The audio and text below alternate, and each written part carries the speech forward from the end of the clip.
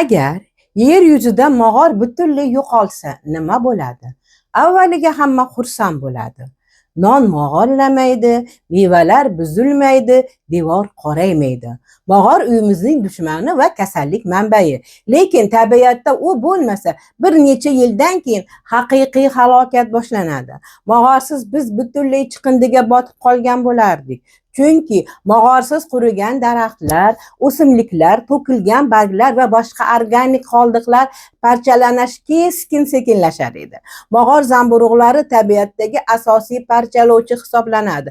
Ular yog'och, barg va boshqa organik moddalarni parchalab, ular tarkibidagi azot, fosfor, uglerod va boshqa elementlarni yana tuproqqa qaytaradi. Bu jarayon moddalarning tabiiy aylanishi deb ataladi. Mog'or tabiatdagi asosiy parchalovchi hisoblanadi. Ular organik qoldiqlarni parchalab, ozuqa moddalarini yana tuproqqa qaytaradi. Bu esa yangi hayot uchun zamin yaratadi. Agar bu aylanish jiddiy buzilsa, o'simliklar uchun zarur bo'lgan ozuqa moddalari kamayib ketadi. Ozuqa moddalarisiz yangi o'simliklar o'sa olmaydi. Yer yuzidagi barcha mog'or zamburug'lari yo'qolsa, qurigan daraxtlar deyarli parchalanmaydi.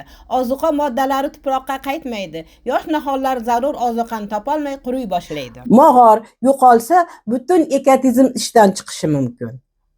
Xulosa, mog'or tabiatda hayotni saqlab qoluvchi qahramon, lekin uyimiz va dasturxonimizda xavfli dushman.